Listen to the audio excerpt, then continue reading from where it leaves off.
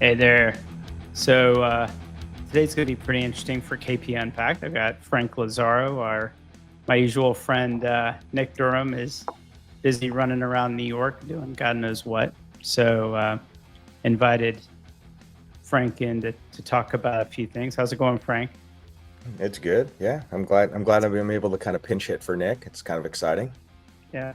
It's kind of dark where you're at. Why is that?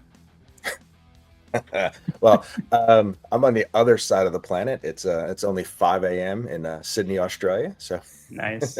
you have Nice. me up early running the Awesome. podcast for KP Ready Unpacked. So it's exciting. Cool. We pinged each other a little bit about like what to talk about today. But I want to start off. We'll talk a little bit about maybe some of my posts, maybe not. I don't know.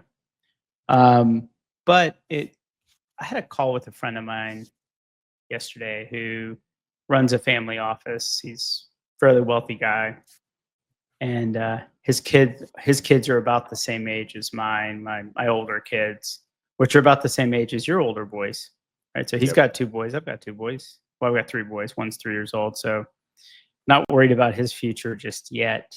But you've got two boys about the same age as my older ones. And we're just talking about AI and the job market and that sort of hmm thing. Like what to do with our kids? What are we telling our kids? And Yeah. to frame it out, I mean, we all do okay, right? Our kids, like I tell my boys all the time, they'll always have a sofa to sleep on. So Right. none of them are going to end up homeless or any of those sort of things. But we definitely have a bias. We're in a different stage of our hmm life financially and opportunity wise. So, I mean, what are you? Yeah. You have one that just graduated. hmm Yeah, and Um, it's interesting you kind of point that out. We have an agreement that I'm really kind of funding his life now through the next several months because the job market really has gotten kind of soft for him, right? So those entry level jobs coming in, aren't as abundant, and honestly, it kind of reminds me back when I graduated college back in the 90s, right? We kind of got out of that dot bomb, that dot bubble type deal. mm, Job market softened, and it probably took me 6 months before I found my first full-time job, which kind of feels like the same thing that this generation is going into. But I question whether or not, because of AI, whether it rebounds as fast as it did back in the 90s. yeah, yeah. When I graduated in '94, and I had friends from Georgia Tech with masters in electrical engineering hmm working retail just to have a job, Yeah. right? Oh yeah, Just to my have a first job. job was at CompUSA. Yeah. You remember So CompUSA? yeah, I do remember CompUSA. Used to buy all my Packard Flo- Bell computers there and floppy disks. and floppy disks. Um, but you think about it, like we've had a couple generations that kind of graduated and got a job right away, so didn't grind it out, didn't you know they kind of got signing bonuses and offers and that sort of thing. So they don't know, maybe this is not a muscle that they know how to use, which is go just do something hmm until maybe an opportunity. But I also think like with AI, like when are these entry level opportunities going to show up, or are they ever? Because they may Yeah. not. Well, they may not, right? I think some of them are going to, go away completely. And it also kind of reminds me of, like, this is also the same generation that kind of grew up with interest rates being very low and low money and being able to buy homes. And they're not used to the 7% interest rates. And now it's like, well, we can't buy homes, can't get jobs, can't do these things. So it is really interesting. But to your point on the AI part, I do wonder, but I also wonder if there is this concept of reskilling or rethinking about how they approach their jobs, right? So, like, if you Mhm. are going to go in, say, be an architect or engineer, or even like my son, who's a chemical engineer, maybe you do need that computer skill set, right? To the point to where you can kind of help or evolve your job. Mhm. Yeah, Yeah. I think so. So my friend was kind of a serious conversation. He's like, I don't know what to tell Mm, this kid. He graduates next year, and so he's like, what are you telling your kids? Like you're in the thick of this stuff. What are you telling your kids? And I yeah. was like, well, my general theory. right now is that the way this all shakes out is the world is going to get moved to capital allocators. Yeah. That'll be one category. The second Hmm. category will be high experts, right? Just people that are just deep expertise. You can't Hmm. be a generalist. You're going to be a high expert. And then the third category, I'm calling exception handlers. So Yeah. basically, when the AI can't do the work, Hmm. it's going to get kicked over to that person. Now, that work Yeah. could be, we're talking about AI, but also let's look at like Mhm. robotics, right? Yeah. So, what about when the robot can't do something? You might be the person walking around to pick up all the stuff that the robot drops, right? Yeah.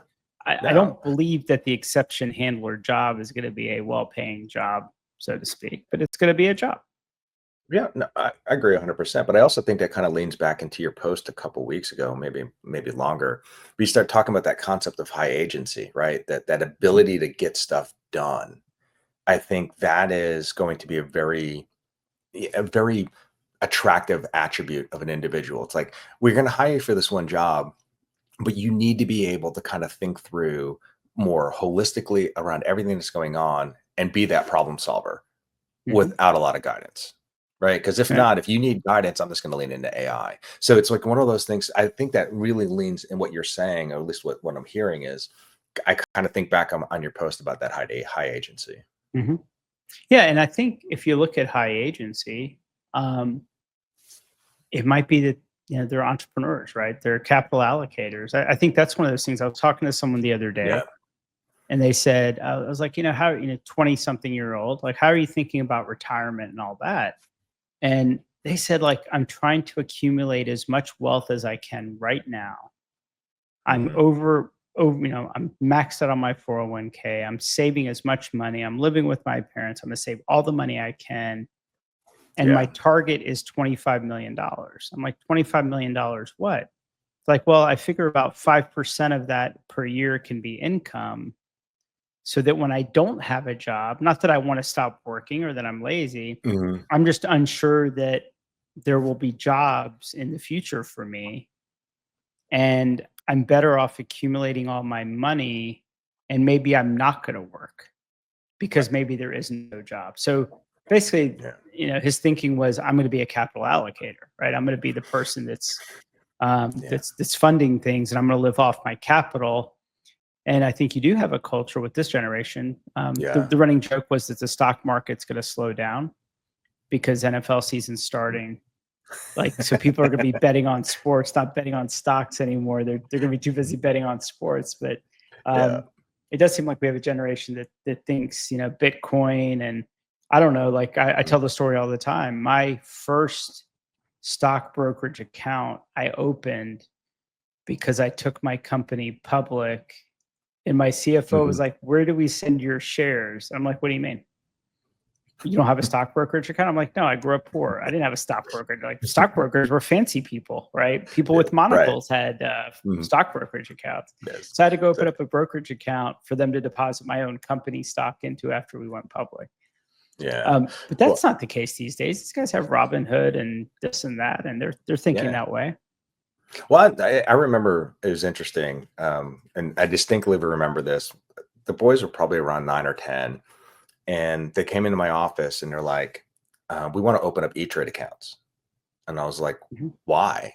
And it's like, "Well, we saw the commercial, and the commercial told us that we needed to open up these E-Trade accounts." I'm like, "All right, well, here's the deal. You got to use your own money. So find your birthday money, pull everything together, and then you and I are going to sit down and we're going to pick the stocks." Um, Sometimes I wish they would have picked my portfolio because Mhm. in the last like 12 years, it's up 350% each of them.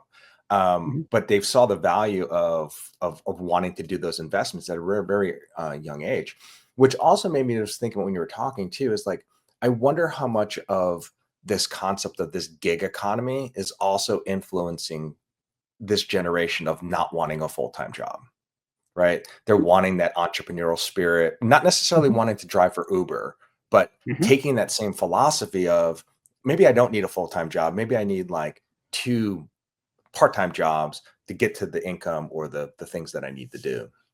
Yeah, I think so. I think this generation probably better than ours, right? We Nick and I were talking about on the last pod about deriving so much self worth from our work, and if Mhm. AI doing our work is kind of it's very personal, right? When you take so Mhm. much of your self worth to your job, Right.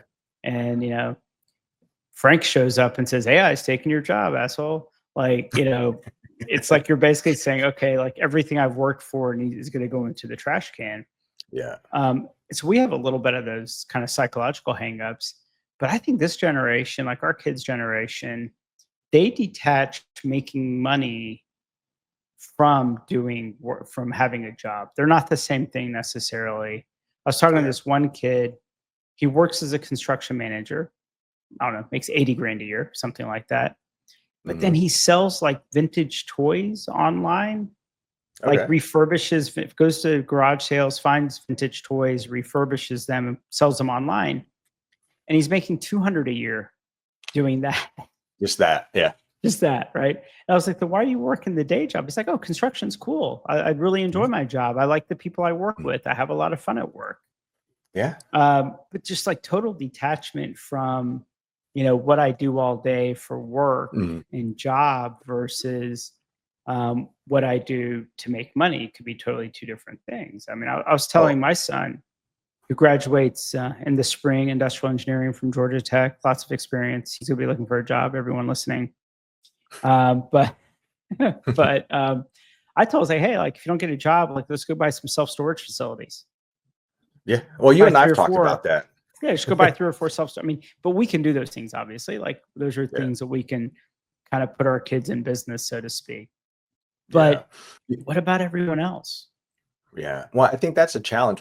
I going to your point, there's a friend of mine's son, that he went out and he basically side business in his apartment doing contract manufacturing, right? Doing 3D modeling. And he doesn't like you submit your project online. He just kind of runs the machines at night, right? Mhm. He has a full-time job and he's just, he's making six figures on the back end because people just need one or two prototypes of something and they just Yeah. don't know how to do it. And I think I do love that entrepreneurial spirit of this generation to where Yeah. they're willing to do all of those different things. But you're right, like, where does the individual that doesn't have access to Mm. um, you know, opportunities or family or something to kind of take advantage of it. Yeah. I think that's a struggle, but you also have a lot of kids that are leaving school that don't have an industrial engineering degree. They're Mhm. leaving college with degrees that don't have a lot of value, but they spent $250,000 getting it. Right. So now Yeah. they basically got a mortgage for a degree that they can't actually monetize in any fashion. Mhm. I look at my son, as a chemical engineer, I am fully confident that he can monetize that degree in some fashion. Yep. Right. Yeah. Not to downplay the liberal arts, but you're not going to get that same compensation as an English major, right? You're likely to become a Yeah. teacher or something along those lines. Yeah. So I think that's a challenge for this But generation to kind of yeah, figure that chasm. I would agree with you, but I think you're back to your point about high agency. I think it was a couple Mhm. months ago I wrote about high agency. Yeah. I don't know. I feel like someone with a liberal arts degree that has high agency will figure something out, right? They will Mhm. go trade, like this kid selling stuff on, on eBay or whatever. I feel like those people will Yeah. figure it out. I mean, doesn't the entire universe of Etsy exist for these people? Right? Isn't that 100%. what Etsy is? Like, I can make candles or what, I don't know, whatever it is people do on Etsy. Yeah. Um, but it feels like there's so many outlets, and maybe that's the angle, right? Like to set Mhm. up a shop, use AI to build campaigns, to build something. Mhm. We're now Yeah. giving, if you flip it around and say, is AI giving tooling to individuals Mhm. to now be an entrepreneur without having to come see me and get venture Yeah. capital or anything else? They can just like, cash advance against their credit card, buy now, Yeah. pay later, their 3D printer, and off to the races. Yeah. But I do wonder because I look at my son, right? And some of the jobs that he's looking at, they're kind of focused on, less of just being a straight up engineer right out of college but Mhm. kind of being more like a field person, right? Starting off in the field. Are we like, is this resetting back to like, you're not going to get an office job making 80 to 100K right out of college. We reset it back to, no, you got to go work in the field, right? You got to go be a field representative for a chemical company first, and then work your way up to like a senior field representative. And then you can become, that subject matter expert engineer. So it's Mhm. almost kind of like re-earning your way back in versus there's a lot of companies out there, and it's shocking when you see these kids come out of college, 5 years ago with no experience making 80, $90,000 a year as a, Mhm. entry level brand marketer or something. And it's just like, whoa, how did we pivot so far from that? Maybe that's a reset. Maybe that AI is going to be that force multiplier that pushes everyone back to go learn the fundamentals, go learn how to sell, right? We're always going to Mhm. need people that sell. Maybe it's like, go learn to sell, work with the Yeah. customer, and then earn your way or work your way into a more of a career path Well, for and somebody who back to doesn't have your an opportunity. Yeah. yeah, I mean, back to your point, like people with high agency that Hmm. leverage AI tools are probably going to be fine. It's the Yeah. people that don't have high agency. So, in the world of like, I don't know, people always ask me for parenting advice, maybe because I hang out with a lot of youngish people. And like, hey, what should I be thinking about with my kid and their future and their education? Yeah. Not that I have like all the answers, but I think it's a lot about like, how do you raise your kids with confidence so that Hmm. they can become high agency, right? Not giving them. I do think we have a generation, whatever the generation is, it's a little bit spoiled. Hmm. Their parents maybe maybe they're boomer parents. I think being a child to a boomer parent versus being a child to a Gen X parent is very different.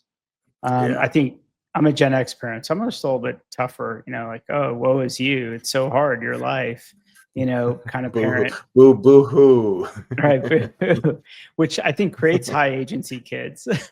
Hmm. And maybe the boomer parents that Yeah. I don't know what their issues were, but they treat their kids a little bit different when I Yeah. maybe don't have a lot as much high agency, but it Yeah. does seem like our kids' generation see, they don't hear us talking about our 401k and our pensions and how the company did us wrong. Mhm. I mean, I Yeah. don't think, of course, the company did us wrong. That's just how it's called capitalism, Right. right? No. So I think, Well, whereas boomer parents probably complained more about like all those things, whereas right. our kids grew up under the like, no, go figure it out. But yeah, well, they gave me an option, right? When I was like, your options are go to the military, go to school, right? Like, you go figure it out, but you're not going to be here. Right. Right. Exactly. So we were kind of forced to do that. But I also think too, having hands-off parents sometimes. So I grew up with my grandparents. So like, I skipped the whole boomer generation. I was kind of like, more of the generation Depression before era. that. Yeah. So it's Depression one of those era. things to where, yeah. So you grow up and, and I tell people, I was like, hey, listen, I said, we never went out to eat dinner, right? Like that Hmm. was really one of those things to where that was a special event. Hmm. Most of our vegetables came from the garden type of deal. So you had that like, I grew up around this work ethic of like, you work and harvest and you do all the things to make your life versus I'm Hmm. going to hand you something. Yeah. And I think that was, it's benefited me a lot because, I've always kind of leaned into like, I'm just going to figure this out. Like, I'm going to say Yeah. yes to everything. Hmm. And I've always had that mentality. I'm going to say yes. Yeah. I may not know what the frick I'm doing, but I'm just going to say yes to it and I'm going to figure it out. This generation's just like, well, can you just like, you know, can I jumpstart it? Hmm. Where's the easy path? And I do worry about that with AI to where people think that's an easy button. Like, oh, okay, Hmm. this is my easy button. I'm just going to hit and I'm going to create something. Yeah. um it was funny. I saw something online. It was kind of a meme that was the guy's job description was a vibe code cleanup specialist. So is there a whole generation of programmers that are going to sit out there that's going to do nothing but fix the vibe coding, right? Because people aren't doing it the right way, right? So Hmm. they're so reliant on the technology, and not leaning into that high agency kind of understand how it works, Yeah. so that it works better for them. But do you think also, because you do a lot of training and workshops for Mhm. us, and you've got a bunch of new workshop programs coming up, but do you also think there was a little bit of, hey, I just got hired straight out of college. You need to train me. I had this happen to me. I had an employee quit. This was at a startup. She quit because she said I was not providing adequate training and resources for her to be successful at her job. Mm. And I was But like, it's interesting. Yeah, but it's I was like, interesting the way okay, I bye. It's like, okay, bye. but again, I look at it that but it's funny how when you say that, and then I look at it like, well, why didn't you just figure it out? Like it's Right. almost kind of like like you could have actually taken some personal responsibility to figure out like, let me learn my job and then ask questions versus Hmm. just expecting you to just tell me how to do my job. Yeah, it's funny. I had a friend's son stay with me, and he went somewhere and his car wouldn't start. And so the dad calls me like, "Hey, he's stuck here and his car won't start." I'm Mhm. like, "Yeah, like how's that my problem?" Yeah, he has a boomer dad, right? Yeah, Well, can you go and see if you can jump him off? I'm like, absolutely not. yeah. And so I You can call the figure it out. kid. I call the kid. I'm like, go into the closest store and have them see if anyone has jumper cables. He's like, what's that? I'm like, listen, YouTube generation. Instead of like going on YouTube to figure out some cheat code for a game, how about you go on YouTube and look up Mhm. and troubleshoot your car? Yeah, And I just like refused to go get him. I just refused. And yeah, dad called me. He's like, "Hey, do you mind?" I was like, I'm fine. I'm just sitting here on the watching on the sofa watching TV. I got nothing to do. I'm not right. busy. I'm just unwilling Yeah, to go like perpetuate this weakness in this child, you know? yeah. And guess what? He looked it up on YouTube. He went Mhm. into like one of the stores and they had some jumper cables. He got Yeah, someone in the parking lot to jump him off and he made it home. Fine. yeah, Right.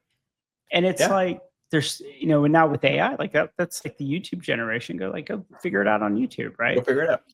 Well, I had Now the it's same now thing it's happen. even more powerful. Now it's even more Yeah, powerful with AI. yeah, just ask your phone and he could have looked it up. I had the same thing happen with my son. He calls me, no, he sends me a video and he's at the grocery store. He says, my motorcycle won't start. And he sends me a video and it's clicking. I'm like, your battery's dead. And he texts back, well, how do you know that? I'm like, how do I know that? You sent me a video. I listened to the video. Your battery's dead. Go find a battery. Yeah. Like take it over to the AutoZone, go get a new battery. Yeah. But it was so funny. It's like, You can tell them to instead of, roll start it well, that was I told him, I said, I need to teach you how to like, how to roll roll start start it it. without And killing yourself. well, he was like, what's that? I'm like, oh my God. I was like, this generation like that's the other thing too. It's like they don't know how to drive a manual car. Right. Mm-mm. You start thinking about like they have all these sensors and lights that light up and tell them not when to switch lanes. I'm like, you don't know panic when you're not sitting in a 1978 Datsun on a steep hill with a four-speed manual, Yeah. praying that you My don't crush the car behind you. my middle son, proud dad moment. He went out and bought his own car with his money, and he bought a stick shift. Okay. And I was like, "Why'd you buy this?" He's like, "Dude," he's like, "Dad, it's not driving a car unless you're driving a stick shift." I'm like, when did I rub off on you?" I Kind of thing. know. And he also jokes around that it's theft deterrent since nobody stealing a Yeah. car knows how to drive. Well, it is a pain in the ass though when you show up at the valet and the valet Yeah, does not park your car yeah, and you got to park your own car. But first of all, problems when it comes to that. I will tell you though, and I told this to the kids, like, hey, listen, you drive a stick. I said it's way cheaper to rent a car when you're in Europe. hmm it really Because is. they Yeah. know that if you need an automatic, you're an American, and they're going to jack up the Hmm. prices. But no, I think So what do you? it's the that yeah. Go ahead. No. So what do you? So what like? So you've got one kind of out of the nest, sort of, kind of. Mhm. My eldest has he quit. He did have a job. He quit his job to do a startup. So Mhm. he's working, right? It's different work, but working and doing stuff. My next one who graduates next spring, industrial engineering from Georgia Tech. He's available. Look him up. Um, he's unsure. right? And he Yeah. clearly, he I think his preference would be to come out to California with me. But I've kind of told him like, hey, we'll figure out like we'll go buy a business, whatever, go buy a gym or there's so many small businesses you can kind of buy. Mhm. What are you telling your kids in terms of, hey, go get a job or else? What does or else look like? Well, same philosophy as you. It's the or else, right? Which is the motivator, right? But they'll always have a couch to sleep on, right? So I had that. I was out in Texas with the one son that just graduated, and I was like, hey, listen, I said, right now, what I need you to do is your job is to find a job, right? It takes Mhm, effort, it takes diligence. You can't expect to sit here and have someone just like hand you a job. That's just not the mhm, way this works. Um, the other one, and granted, funny enough, they're twins. One is kind of graduating about the same time as your younger son. So next spring he's there. He's at the University of Alabama. He's a business major. I think his prospects, I think for jobs are going to be a lot tighter because I think what you are finding is those marketing sales type roles mhm. are, they're going to be far and few between, and they're not going to be as lucrative as they have been. So for him, I'm trying to like think about like you need to think more broadly about where you want to be, right? Think about that field type of role. Go work for a Coca-Cola bottler and Mhm, learn how to service a customer and do that field marketing. And it's going to suck and it's mhm. more manual and it's not that corporate-y type job. But I think that is that for me, it's them to kind of take that next step to say, okay, that you can swing back to corporate after you get that field. It's really kind of pushing them into kind of more of the roles that a lot of the generations have ignored up until recently, right? Because Yeah, no no, one I wants to go through the no, I think you're right. I mean, we see it with startups and tech companies. The Mhm. whole like SDR, BDR, never actually meet a customer, sell things, roles are Yeah. quickly going away. Mhm. And it's definitely much more about field marketing. I remember like my first startup, one of my advisors said, hey, you know what you need to do is hire people that sold Cutco knives that Yeah.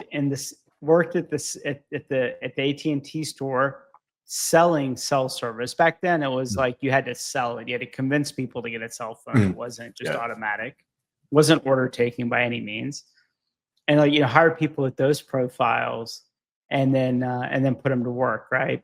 And Mhm. now like we have people that are quote unquote in sales that are just really good at showing up on Calendly calls. They Mhm. walk through a script and God forbid the customer asks them something that's not on the script or not in the FAQ, they just get Yep. lost. And these same 100%. people, I think, like we talk about it, right? Like some of our consulting services that are not inexpensive. I always tell you guys, like, hey, we're not going to close that business till you've had, that's a 3 beer close. Unless you've Yeah. had beer with that customer 3 different times, it's not going to go anywhere, Mhm. right? Yeah. The esoteric world of consulting is 100% on trust, and Yep. trust comes over time and conversations and social interactions. Mhm. Yeah. Well, yeah, and it requires persistence and challenge. Like, you and I have run into this too. It's like we have this great service and we see that there's huge market demand, but the selling cycle from a customer's perspective could be 3 months, 6 months, 12 months. We have conversations and then people boomerang back to us 12 months later saying, okay, now I'm ready to do that. Um, but like, why do they do that? It's because we stay in touch with them. We continue to, Mhm, provide them content and really kind of continue to kind of nurture those relationships to that point. mhm, But I agree with you 100%. I think that this for some reason this generation likes the concept of the easy button, whether it's the AI or whether it's like oh, I'm just going to read the script and then there's no follow-up and there's no I'm going to build a relationship with this person, have sometimes selling is just checking in and saying, meeting them at a conference, taking, like you said, mhm, three beer meeting. It's you look at the big four, like you go back in the day, like, there's a lot of lunches you go to. There's a lot of dinners mhm, that you do. There's a lot of wining and dining. And I think we've lost some of that because this generation has grown up with technology and they're just overusing technology. It's like, well, first of all, you don't sell via text message. Right. You know what I mean? Like you have to. I remember one of my first bosses, right off the bat, was just like, you communicate with your feet. You get Hmm. up out of your desk, you walk over, you go talk to KP, you get the answer, you walk back to your desk, you do your job, right? You don't send an email. You don't do those things. And I think the connectivity and the technology has kind of dumbed some of these kids down where they think it's completely acceptable to have a Yeah. whole conversation with a grown ass adult via text message. No, we're not Yeah. at that part of the relationship. It's kind of funny though, right? Like there was a time in work life, you would never email someone that was sitting in the same room with you Mm-mm. or three cubes down, and it was kind of considered weird and awkward to do Yeah. such. Yeah. Now it's 100%. like fairly normal, right? It's like, of course I'm gonna email you. Like, why don't you just ask me? I'm right next to you. No, I'm gonna Slack Literally, you. right. I'm gonna Slack you. Slack. That's kind of funny. I also remember too, and I think there's a lot of value in this too. If you kind of go back, the value of just being present, right? Being visible. Like we've gotten away from that because of the remote work. But you see these kids now, they won't even turn like how many times have we gotten on like a call and someone doesn't even have their camera on? Like Yeah. I get it. Some instances, like, hey, you're in the car, you don't want to be distracted. Fine, turn the camera off. Mhm. But if you're sitting somewhere stationary, why isn't your Yep. camera on? Right. Yeah. And you even see that now to where like I get on some of these calls and it's just like people just for whatever reason, like maybe they're still in their pajamas. I don't know. Yeah, it's funny. We deal with this one very, very large corporate, and somehow it became corporate policy that you could not request your employees to turn their camera on. Oh. That it was like some kind of HR violation. Um, and so, so of course, everybody figures this out. So you get on these like Teams calls with them, and people are like at the grocery store and car, like they're everywhere but at their desk, and they're Right. also not paying attention because you'll say things and you'll get a I'm like, you didn't hear me. Like, it's like, are you sure? Oh yeah. Oh no. What did you say again? It's like, Yeah. yeah. Like you weren't actually listening. So no, Yeah. I do think that if you take away the pessimism of hey, it's gonna be tough, right? Right. And I told someone the other day, unfortunately, I'm not at a point in my career where I worry too far beyond my family, my clients, my friends to society writ large, right? Like what's AI going to do for society? I don't feel like I have as, a big a say as that in that Mhm. as other people with much larger capital stacks than I do. Right. um, but um, I do think optimistically, I think entrepreneurship's the way to go. Yeah. And I think And the difference there's so much is opportunity though. there's so much, and I don't think you have, it used to be, I remember I started my first company when I was 23, and my uncle like just begged me to keep working. He's like, you need to pay your dues. You don't understand things. You need to understand things. And I was like, yeah, I'll figure it out. Right. I was like, I'll figure it out. Mhm. And the truth is, I had someone call me actually earlier today wanting some mentorship, right? And I made a simple point to him. I was like, when I was in my 20s, there was such a thing as stupid questions. And there was such a thing as looking stupid. And your boss would let you know that you look stupid. Yeah. So I would walk out of meetings not knowing what people said. And I would go buy a Mhm. textbook because I was like, okay, I'm going to be in there tomorrow. I better not look stupid. I better not Yeah. sound stupid. There was a heightened resolve around not being stupid, right? So I would just go to the bookstore and buy textbooks. Okay, here's what I need to understand. But what's the difference between a balance sheet and a profit and a P&L statement? I better go Yeah. learn that, right? So I would just ever stay up all night, pull all nighters, not trying not to look dumb. Mm. And that was when you had to go buy books and read all night. Yeah. Yeah. So I think if you think about the training required to be an entrepreneur, right? I deal with lots of entrepreneurs, right? Lots of founders. Yeah. How many of them are the best coders ever? Very few. How many of Yeah. them are the best marketers ever? very like the reality is so much of just what makes them successful is Hmm. high agency and the Yeah. ability to quickly learn and adapt. I'm not Hmm. sure why you have to go to 4 years of college to be an entrepreneur. Probably not that important, not these days. Or that you need to go work somewhere and pay your dues to start a company. Hmm. So, Yeah. I've just been like, when kids are like, yeah, job market, I'm like, let's go start something. I'll give you some seed money. I'll give you a couple Yeah. bucks, Yeah. let's go do something. I'm like, because there's so many businesses you can be in, it could be a coffee shop. It could be a self-storage facility. There's so many things. Um, not every tech start, not, and of course, not every tech startup has to be the next Facebook, right? There's nothing wrong. You Right. can build, I have a friend who builds websites for small businesses. I'm like, are you kidding me? Do they not know what Wix and Square like? He's like, dude, these people, they're using their Facebook page as their company website. I'm Yeah. like, okay. So Mm. in that paradigm, he charges like $1,500 to build a Wix website. Yeah. Does it all day long. Makes couple $100,000 a year building Wix websites. Yeah. Like Well, my that's neighbor, fine. There's nothing wrong with that. my neighbor's a therapist, and he just asks me every now and then to help him. You know what I do for him? I maintain his website, which is through Squarespace, and he sends me content and I format it for him, and he sends out an email. That's literally like, it's like an hour on a Saturday. I kind of help him this, and it's pretty consistent.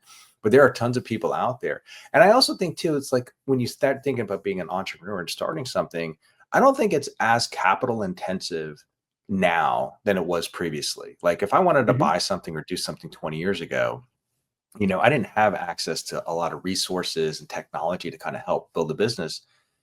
You could bootstrap something, right? And create something and eventually kind of, evolve it into something that's more of an income thing. Go back to the concept of doing, contract manufacturing. You spend $20,000 on some 3D printers and some software, right? And you throw up a website and people send you projects and you Mhm. basically, build onesies and twosies. You have a whole business built on 20K that's profitable by month 3, right? Yeah. Do 2 or 3 projects. So I don't think so. I agree with you 100%. I think that there's that opportunity around being that entrepreneur. I think some kids, they're looking for that big home run. Where's the big home run? I want to be the next Meta. I want to be the next thing. And sometimes like, no, so there's some small ball stuff out there that doesn't feel glamorous, but Mhm. can produce a 6-figure income for you with little or no effort. Yeah. I told my son, like, hey, we're friends with, I'm friends with, I don't know, half of the ENR 500 CEOs, right? I Yeah. was like, why don't you find something simple that I can go sell them? Can we sell hard hats, like PPE equipment, like hard hats and eye protection and ear protection or something? Because Instead of Meta right, glasses, Meta right, hard hats, right? right, You have AI enabled hard hat. dude, not even AI, like just like rubber gloves. Let's sell rubber gloves, right? Yeah. And work gloves, and across Tear all, free though. I've got, I've got half the ENR 500. It's a commodity business. You can probably make a half a Mhm. million bucks a year Yeah. selling all my friends hard hats all day long, right? Like, All just day go do long. that. Just go do Right. that. Like, not a Well, big deal. back in the day, you remember the guys that would go out and be those independent contractors, basically Mhm. selling credit card machines to small Yeah. businesses, Yeah. and then they would get the 2 or 3% residual on the transactions, and they Mhm. have 20 out there making 30K a month, right? Mhm. With a handful of clients because they're out there hustling, selling. It goes back to the concept of, 30 years ago when you're selling the Electrolux vacuum, right? Now you're just Yeah. selling credit card machines. What's that next thing? No, no. Get a dozen companies to buy one thing and you make 20 to 30K a Yeah. month. I had a I had a kid, um, and Indian kid that, family member, and he didn't go to college or anything, and he did the credit card machine thing, and all he did was hit the Indian shopkeepers, the gas stations, like all those guys, right? Yeah. And the liquor stores, and they Yeah. didn't even care if they were paying. Like, they didn't even care about the economics as much. No. They were just happy to do business with an Indian, Yeah. right? Yeah. And he built a It, massive business, sold it, aggregated, sold it, made it so much money. And Yeah. then now he's like a lottery distributor. Like he's part of the lottery system. He's like a reseller of the lottery system or something. It's like, what are you doing, kid? You know, he's like on Probably his making a second fortune Ferrari. doing that. No, he's on his second Ferrari. Like just, like whatever. So no, Yeah. I think we in entrepreneurship, especially for us, we bias, we underweight the non-tech startup Mhm. ideas. But also I think even with tech, you're going to see more and more um, tech startups that you don't have to be, it's not go buy and go hire a coder and do all Right. this stuff. Just build something over the weekend, you know, sell it, right? Sell it a little bit, make $100,000 a year in subscription fees or whatever it is. Mhm. Yeah. Yeah. Well, also too, like also see this, this generation too. They're the ones that were able to kind of monetize content very well, right? Mhm. You start Yeah. thinking about, I hate to use the term, but the concept of influencer, right? But you have these Mhm. people that were able to kind of create content and then monetize it through these platforms. If they would just take that same philosophy, right? Like how do I create really compelling content? And you and I both know this, right? Really good content gets eyeballs, eyeballs will turn into revenue, Yeah. right? If you're saying something compelling, and creating content doesn't really cost you much. So there, I mean, even then you go back to like this, like an intangible type asset to sit there and say, if I can create really compelling content, create engagement, and then connect it to whatever I'm trying to sell on the back end, that is that's a very classic marketing Mhm. sales model that you could follow that doesn't require a lot. This requires, again, high agency, the ability to kind of get stuff done and be creative. Yeah, I mean, think about it. Like, think about like TikTok stuff. Mhm. Um, you know, walk into a pizza shop and say, or a local hair salon or what, like whatever it is, right? Mhm. With some older folks and say, hey, like, I want to be your TikTok influencer. One, they're gonna be like, what the hell is TikTok? Mhm. Right. And then two, they're gonna let you do it. They're not gonna do it. No. That old guy running a pizza shop is not gonna do TikTok anything. And you could probably help them drive a ton of business that they don't, that they're not, so I think there's an opportunity with not just the Mhm. unsophisticated, but maybe the Yeah. unwillingness of people to do some of this stuff that you could always do in there. Well, But, and yeah. Well, I also think too that even sophisticated companies struggle with, we don't necessarily need to hire this person full time to do this for us. How can we outsource it in some way, mhm, right? That's cost effective, that helps drive revenue, a variety of things. And then you go downstream, mid market, smaller businesses. They're even less sophisticated when it comes to some of this stuff.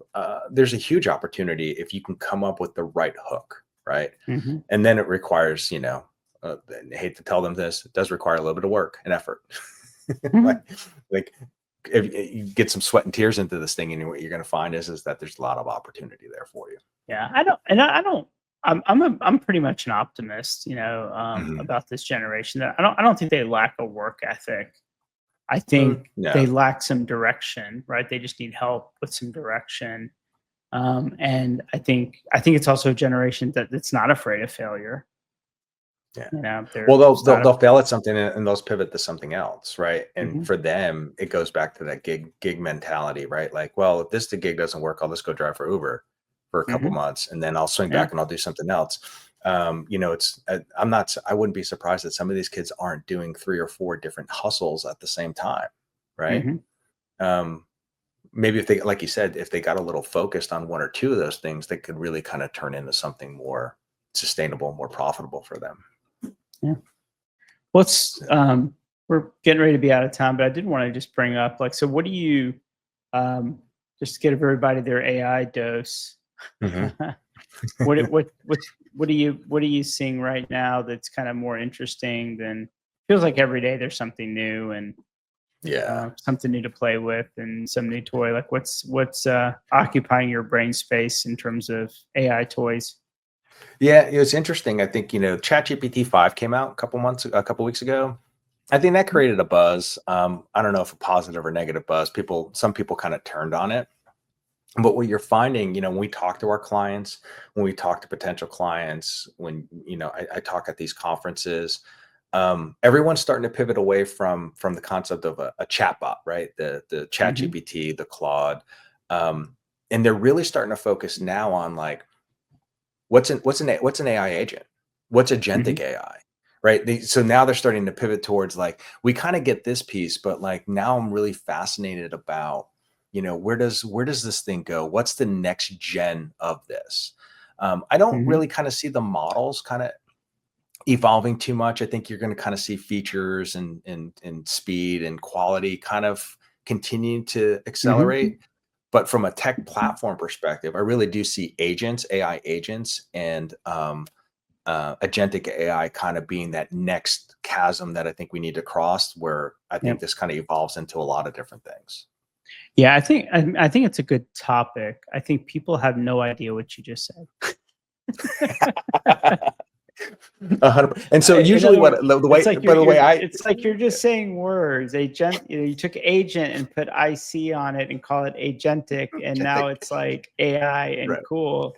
But that doesn't, because it's funny. I was talking to a key executive at a very large firm, Hmm. and I talked to two of these people this week, and they said where they're landing on AI, and I found this fascinating. Hmm. They said we're going to give everybody ChatGPT or equivalent. Yeah. That's like a web browser.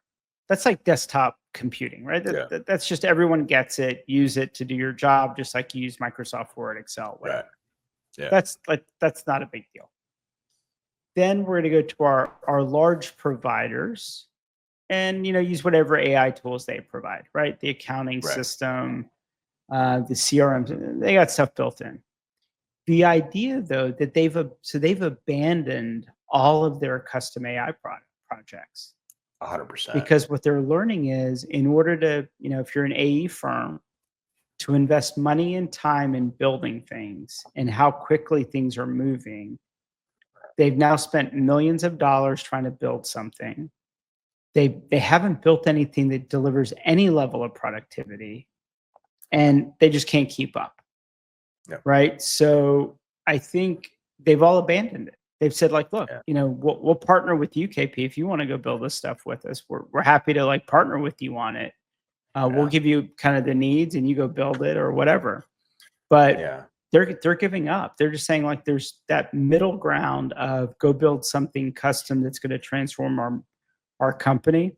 Just giving up on Yeah. it. And it kind of I makes don't think sense. the value ever materialized, right? I don't think that they put all that money in that investment, that development, and the value never materialized. Like they never saw the ROI, they Yeah. never saw the productivity, they never saw So any of those things. Yeah. So I have a bit of a different view. I don't think they invested enough, Oh, and I think when you don't invest enough, um, you don't attract the right talent that actually knows what they're mhm. doing.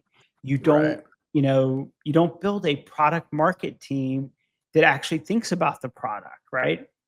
And so Mhm. what you do is you underinvest and you go to zero. I Yeah. think there is a tipping point. I think I put something out in a white paper. I think it was something like 5 to 10% of your revenue should be Mhm. invested in AI every year. And if you Yeah. really want to transform and disrupt your own business. And when you're Yeah. a $5 billion year business, that's $500 million a year. And we know some of these people that Yeah. we're working with that are doing 2 Yeah. billion a year. They are not investing $200 million a year into No. anything, right? Maybe They're like not 2 investing million, 2,000,000. right? I was gonna say not If even that, if 2,000,000. that, Yeah. if that, That right? Most of them just have a job code called innovation that's non-billable, and they think that's their investment, right? right. S- Yeah. So They're putting hours against it. so my view is if you're gonna build stuff, you have to be serious about it. You can't just Yeah. tinker. There's no tinkering with it. No, So I agree with you 100% too, but I also think too the technology has changed in the last, 12 months. And you mhm, mentioned vibe coding, right? mhm, And a lot of people may not know exactly what that is, but when you break it down to the fundamentals, this concept of low code, no code, I don't need a custom developer anymore, mhm, right? I just need somebody that has a really good idea, some high agency, and the ability just to kind of talk to these tools to produce something, right? To mhm, the go back in the day, what did product development used to do back in the 90s for us, right? It would be 18 months, right? Mhm. Technical requirements and business requirements. And we go through this whole step around UI, UX, and CX and on and on. Mhm. Now it's just like, if you have an idea, just, start, you can get to like an MVP or a minimal viable product very, very quickly. Mhm. And so if companies would get into that mindset, like, it almost goes back to that concept of fail fast, right? Like, Mhm. let's go there and do this. And if it works, great. If it doesn't, scrap it. And let's go back and revive this thing and Yep. kind of get the tool that we want. Where you have these companies that invest $100,000 into a tool, it's not exactly what they want. And then it just lingers there. They don't do Yeah. anything with it. They don't put more investment in it. And then it becomes another CRM system for an AE firm, Yeah. right? Like, and by the way, I mean, I think, we have our Vibe-a-thon coming up in October. Yeah. So go to our website and find the Vibe-a-thon. It's going to Just to Phoenix. put, it's going to be in Phoenix. But you know what's interesting? And I'll put this out there if you're paying attention. If you got this far into the pod, we're pretty deep into it. So if we haven't lost you already, Yeah. I think I would be super interested in hosting private Vibe-a-thons at companies. Like Mhm. bring in your folks. We'll do it workshop style. We'll pre-train you on it because I know we're starting to put out a lot of vibe code trading on Cursor and stuff. Mhm. And we'll come in and host it, because a little bit you got to have some guardrails around this stuff, and Right. people do need help every once in a while. Not everything's in there. Mhm. Um, I would say like I would be cool with doing one a month at a firm. Not for you Yeah. individually people, but at a firm, I would probably do that gratis. I would probably do that free, just to Yeah. see, just to see what goes on, right? Yeah. Just to see how people do it. Because I think if we went out and did it free, one a month, that's about how much time we can spend for free. Besides buying plane tickets and shit. Yeah. We gotta do all that. But I think after month 3, I think we would probably have something pretty interesting that people would pay us for. Like, I think we could, Oh, like, 100. try it out right Yeah. now and let people tinker with us, so to speak. Yeah. Because I do think what we've learned in our vibe coding experience has been it is a great way to get what's in your brain into software without going through all the Mhm. steps of let's do a Yeah. technical requirements document and a this document. Let's set up a Trello Mhm. board and like all that step function stuff that is not coding, right? It's all Right. the administrative aspect of building product. I think you're really Yeah. flattening that down more than anything. But I'll tell you, Mhm. like probably Yeah. whatever you vibe code, um, Barry Clark, our CTO, he would probably throw it away. Now, it's probably going to start from scratch, right? If you actually want to turn it into something, but it doesn't mean that there's Right. not value in the prototyping and iteration that you've done to date. No. No, and I also think being able to visually see some of these ideas actually kind of working in concept allows people to kind of really understand how it could evolve. Kind of feeding off what you're saying too. I could really see like these private or these individualized vibe coding sessions also being part of your strategic planning, right? When you're because Mhm. what's your strategic planning? We throw a bunch of ideas on some post-it notes, we put them on the whiteboard, we put a priority, and then we have like 20 things that we want to do, but we don't even know if anything are feasible. We don't really know what's going to drive revenue. Yep. But if you had like a Vibe-a-thon type deal to where you're really kind of seeing some of these ideas come to life, even if they're Mhm. not fully baked, it could actually integrate into like a strategic planning as well. Yeah. I mean, it goes back to what I've said the last few years now is that an LLM is all about getting us dumb humans closer to the small compute without having to learn Fortran or Python.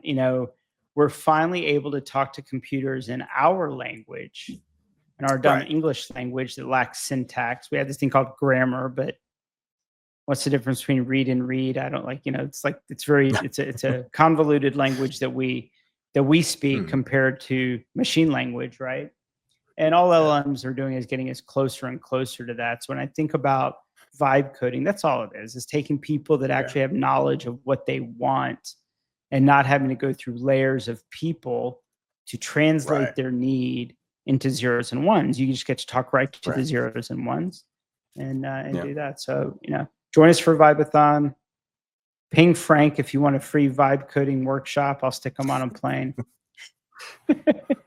He's Have excited. laptop, He's in we'll travel. Australia. He doesn't care. He's in Australia. He travels. He's Hey, fine. we have any Australian clients out there that will need some the next day or do. so? Let us know. I do. Actually, I have a great Australian client. Happy last to time meet I with them. I'm visited, here. the last time I visited, I got hooked on flat whites, and now I walk into coffee shops in America and say I'd like a flat white, and they all make it wrong. They basically give me a latte. Yeah. But, I introduced someone to a flat white this week as well. Like that's really? like they've never heard of it. And I'm like, it's like literally the best coffee ever. So yeah.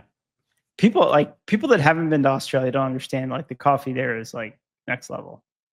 yeah. People forget about that. That and the home of avocado toast. But there's that. All right, Frank, it was great chatting. Yeah. For our listeners, Glad go to our website. I can pinch hit for Nick. So yeah. Anytime you want me to come back, just send me the note. Yeah, we'll do. All right. Thanks, man. All right. Appreciate it.